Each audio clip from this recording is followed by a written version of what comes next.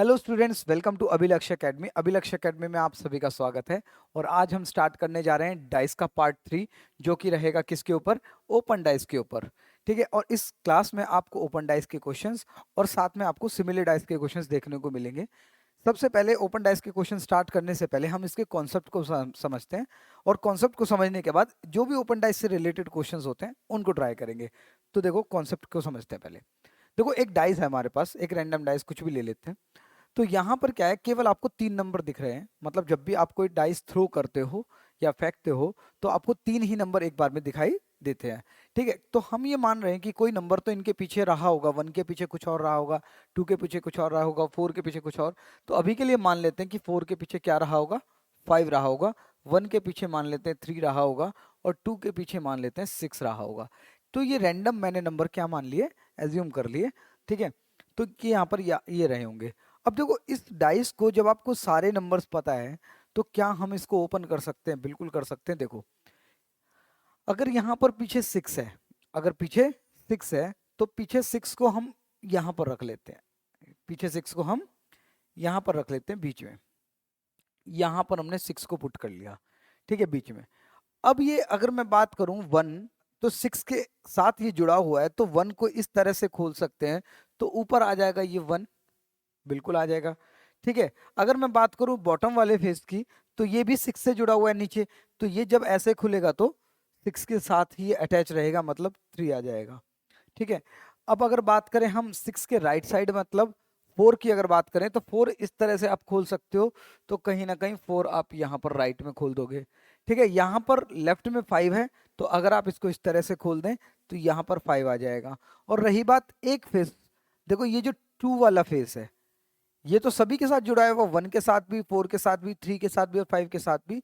तो इसको आप कहीं भी रख सकते हो, मतलब यहाँ भी रख सकते हो, यहाँ भी रख सकते हो, यहाँ भी रख सकते हो, और यहाँ पर तो रख ही सकते हो। ठीक है, कहीं भी रख सकते हो। तो अभी के लिए एक फिक्स नंबर मान लेते हैं कि यहाँ पर रखा हुआ है, तो मान लेते हैं कि ये जो 2 है वो यहाँ पर आएगा।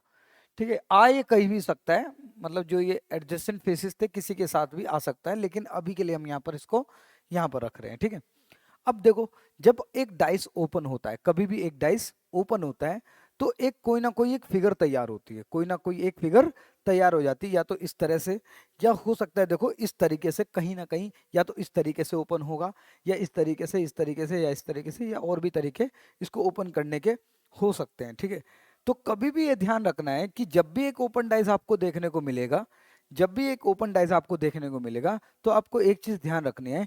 एक हॉरिजॉन्टल लाइन, मतलब एक स्ट्रेट लाइन, स्ट्रेट लाइन या तो वो हॉरिजॉन्टल हो या वो एक वर्टिकल लाइन हो, या तो वो हॉरिजॉन्टल हो, पड़ी रेखा हो, या वो वर्टिकल लाइन हो, या ये कहें कि वो खड़ी रेखा हो।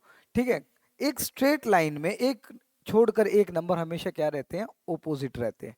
जैसे कि अगर मैं इस स्ट्रेट लाइन में बात करूं, तो इस स्ट्रेट लाइन में एक नंबर छोड़कर एक, मतलब 5 के ओपोजिट में क्या है, 4 है। एक स्ट्रेट लाइन हॉरिजॉन्टल लाइन हो गई, तो उसमें एक स्ट्रेट लाइन में एक नंबर छोड़कर दूसरा नंबर, तो मतलब 5 के पीछे क्या आ गया, 4 आ गया। इसी तरह से आप वर्टिकल लाइन अगर ले लें, तो 1, 6 को छोड़ा 3, इसका मतलब 1 और 3 एक दूसरे के ओपोजिट है। ठीक है, इसी तरह से अगर मैं बात करूं 6, 6 और 2, 6, 3 को छोड़ा और 2 एक दूसरे के ओपोजिट है। मतलब ये ध्यान रखें, एक स्ट्रेट लाइन में, चाहे वो वर्टिकल लाइन हो चाहे वो हॉरिजॉन्टल लाइन हो, तो हमेशा क्या होता है कि एक छोड़कर एक नंबर हमेशा एक दूसरे के क्या रहते हैं, ओपोजिट रहते हैं। जैसा कि हमें यहाँ पर भी देखने को मिला। अगर मैं बात करूं 1 और 3, देखो ये 1 और 3 एक देखो ओपोजिट है, बिल्कुल 1 और 3, 1 ऊपर है और तो 3 नीचे है। ठीक है, इसी तरह से 5 और 4, 5 और 4, बिल्कुल 5 यहाँ पर है तो 4 उसके ऑपोजिट में है। इसी तरह 6 और 2, बिल्कुल 6 पीछे की तरफ है और 2 आगे की तरफ है। तो इस तरह से ये ध्यान रखें कि कभी भी इस तरह से होता है, तो आपको ये ध्यान रखना है कि जब भी एक हॉरिजॉन्टल लाइन हो, चाहे वो मतलब वर्टिकल लाइन, सॉरी, एक स्ट्रेट लाइन हो, चाहे वो हॉरिजॉन्टल लाइन हो, चाहे वो वर्टिकल लाइन हो, तो एक छोड़कर एक नंबर हमेशा एक दूसरे के ऑपोजिट रहेंगे। अब इन एग्जांपल्स में भी आप एक बार देखो। देखो, कभी भी इस तरह से अगर ओपन होता है, तो एक स्ट्रेट लाइन में मैंने बोला, इसका मतलब ये वाला जो फेस है, ये वाला जो फेस है वो इसके ऑपोजिट होगा।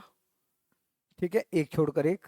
ठीक है, इसी तरह से ये वाला जो फेस है उसके ऑपोजिट में ये होगा, बिल्कुल एक छोड़कर एक। और जो बच गए हैं वो तो एक दूसरे के ऑपोजिट होंगे ही, जैसे यहाँ पर स्टार ले लेते हैं और यहाँ पर स्टार, इसका मतलब ये एक दूसरे के ऑपोजिट होंगे। इसी तरह से अगर मैं बात करूं यहाँ पर, तो यहाँ पर अगर ये फेस लेते हैं तो इसका एक छोड़कर एक फेस जो है वो ऑपोजिट होगा, ठीक है।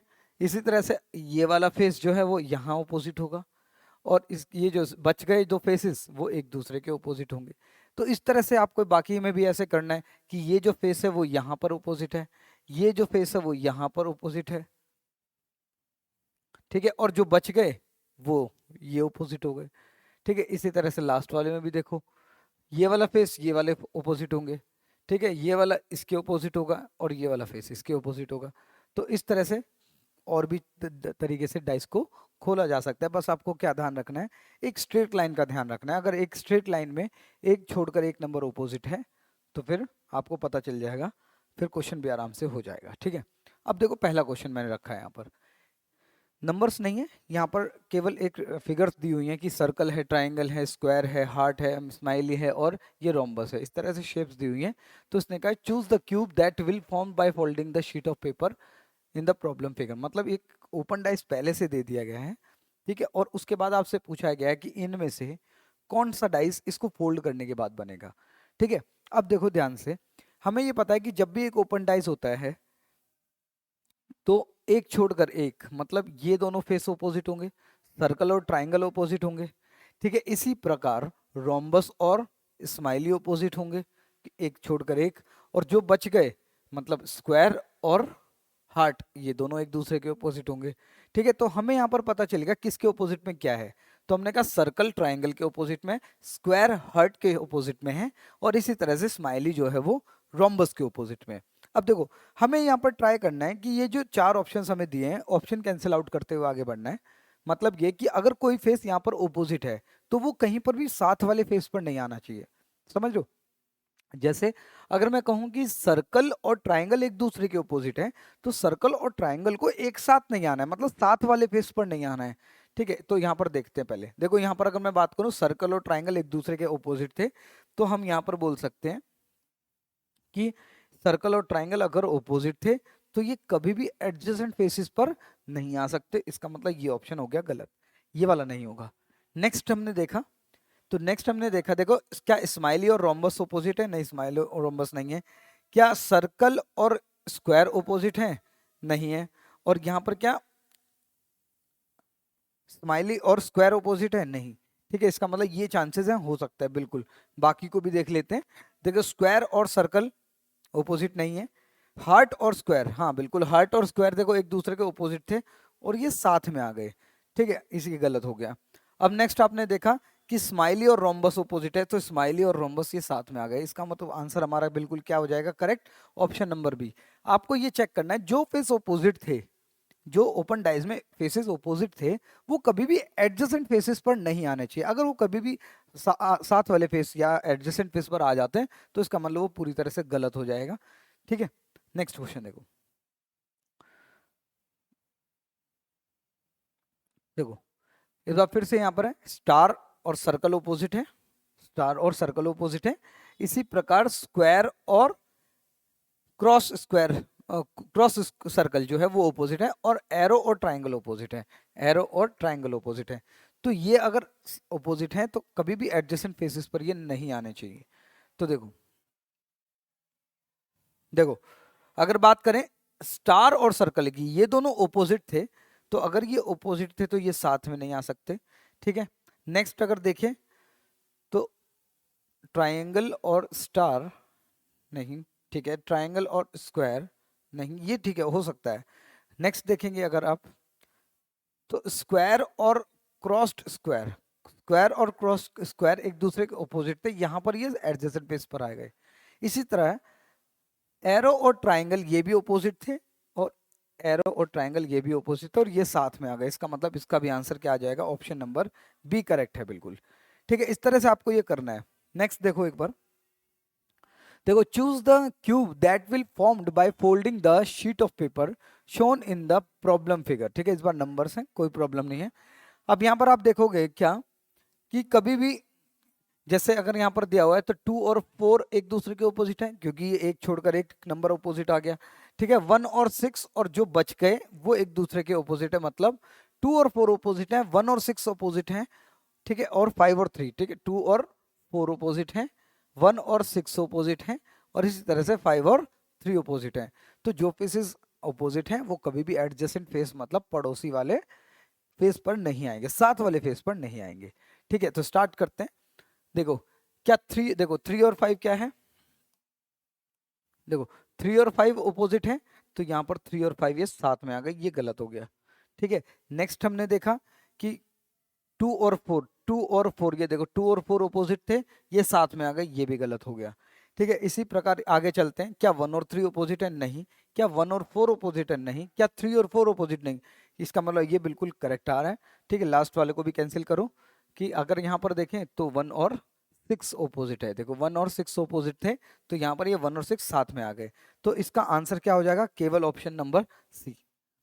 ठीक है, ओनली सी। ठीक है, जब इस तरह के से आपको ऑप्शन दिए जाते हैं जिसमें only A, only C, A and B, A B C D, तो आपको ये सारे ऑप्शन आपको चेक करने पड़ते हैं, कहीं ऐसा ना हो कि एक के अलावा और कोई भी ठीक हो जाए। ठीक है, तो ध्यान रखने कि ऑप्शन अगर इस तरह से दिए हुए हैं कि केवल ए, केवल बी, बी और सी, ए बी सी डी, तो आपको ये सारे ही क्यूब्स को चेक करना पड़ेगा। ठीक है, नेक्स्ट देखो, विच डाइस इज सिमिलर। अब देखो क्या आ गया, सिमिलर डाइस। देखो बिल्कुल कॉन्सेप्ट कॉन्सेप्ट वही है जो ओपन डाइस था। ओपन डाइसेस में आपको क्या था कि दोनों, उस ओपन डाइस में आपको सारे ऑपोजिट नंबर पता चल जाते थे, और जब आपको ओपन डाइस के सारे नंबर्स पता चल जाते थे तो आप क्या करते थे, फिर वो चेक कर लेते कि यहाँ पर कहीं पर ऑपोजिट नंबर एडजेसेंट फेस पर ना आ जाए। ठीक है, अब यहाँ पर क्या करेंगे, ठीक है, हमें केवल ऑपोजिट पता होना चाहिए, फिर हम ऑप्शन में से वो ट्राई कर लेंगे। देखो जैसे अगर मैं बात करूं इन दोनों में, ये कौन सा टाइप है, आप ये कहोगे भाई इन दोनों में केवल 3 कॉमन है, केवल 3 कॉमन है। अगर 3 कॉमन है तो हम वो चार्ट बना लेते हैं क्या, कि 3 to 4, तो हमने लिखा 3 2 4, और यहां से भी स्टार्ट किया 3 5 6, यहां पर भी 3 5 6 लिख लिया। कॉमन नंबर से स्टार्ट करते हुए दोनों को क्लॉकवाइज डायरेक्शन में हमने वो नंबर लिख लिए हैं। ठीक है, अब यहां पर आप देख रहे हो 3 बार बार रिपीट हो रहा है, तो एक 3 को कैंसिल आउट कर दो और यहाँ पर वो नंबर लिख दो जो मिसिंग है, तो हमने कहा कि 1 मिसिंग है। ठीक है, तो अब हमें पता चल गया कि 3 के ऑपोजिट में क्या है, 3 के ऑपोजिट में क्या है, 1 है, 2 के ऑपोजिट में 5 है, और 4 के ऑपोजिट में क्या है, 6 है। इस तरह से दिए हुए हैं। अब जब हमें ऑपोजिट पता चल जाते हैं तो हमें वो ओपन डाइस वाले कॉन्सेप्ट लेके आ सकते हैं। कैसे कि ओपन डाइस में हमें पता चल गया था कि किस नंबर के ऑपोजिट में कौन सा नंबर है। ठीक है, और यहाँ पर हमने क्या किया, हमने वो चार्ट बनाकर पता किया किसके ऑपोजिट में क्या है, तो हम यहाँ पर वही कॉन्सेप्ट लगाएंगे भी जो ऑपोजिट है वो साथ में नहीं आने चाहिए, बस वो देखो। अब यहाँ पर अगर हम बात करें तो 2 और 5 एक दूसरे के ऑपोजिट थे, और ये 2 और 5 साथ में आ गए, इसका मतलब ये ऑप्शन हमारा क्या हो जाता है, कैंसिल हो जाता है।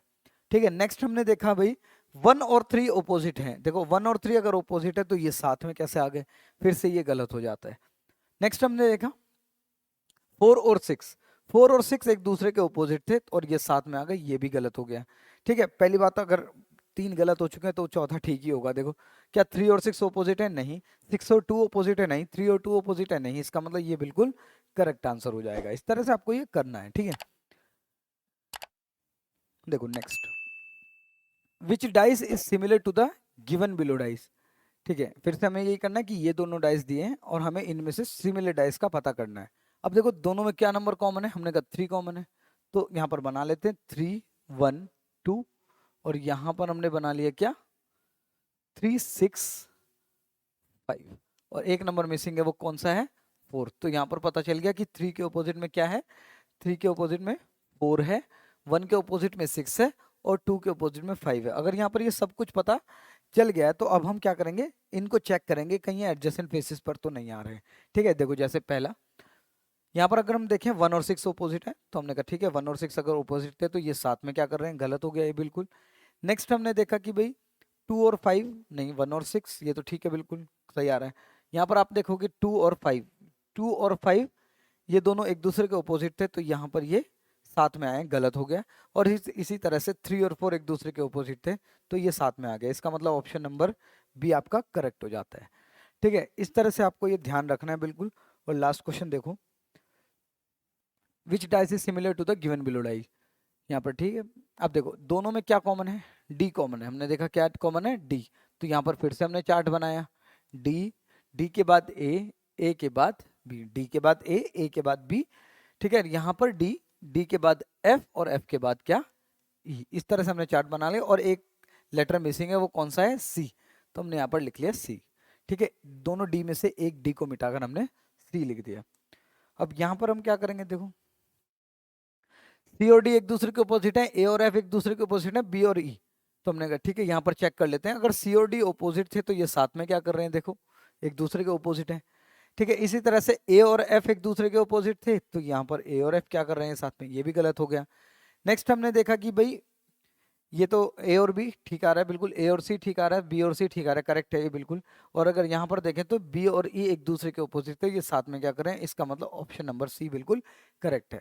इस तरह से आपको ये करने हैं, ठीक है। मतलब आपको क्या करना है, या तो ओपन डाइस दिया हो या क्लोज डाइस भी दिए हो, बस आपको वो चार्ट बनाना है, या ओपन डाइस में आपको क्लियरली गिवन होता है कि किसके अपोजिट में क्या नंबर है, ठीक है। अगर वो सब आपको पता चल जाता है, वो आपको बताया भी हुआ है, बाकी पार्ट्स भी आप देख सकते हो, ठीक है।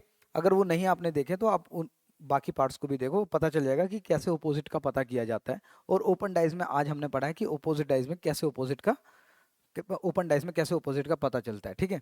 तो जब हमें ये सारे ओपोजिट पता चल जाते हैं, तो इन डाइजेस में हम वही ओपोजिट को चेक करते हैं कि कहीं ओपोजिट फेसेस जो है वो एडजेसेंट फेस पर ना आ गए हों। अगर इस तरह से गिवन है तो इसका मतलब वो गलत है, क्योंकि अगर ओपोजिट फेस होते तो ओपोजिट फेस में ही आना पड़ता उसको, ठीक है। तो आज की क्लास में इतना ही बस। तो मिलते हैं आपसे नेक्स्ट क्लास में। और अगर आपको क्लासेस हमारी पसंद आ रही हैं तो आप सब्सक्राइब करें बिल्कुल। और अगर आपको लगता है कि किसी से इन क्लासेस का फ़ायदा हो सकता है, उनको शेयर भी करें, ठीक है। तो आपसे मिलते हैं बिल्कुल नेक्स्ट क्लास में। Thank you.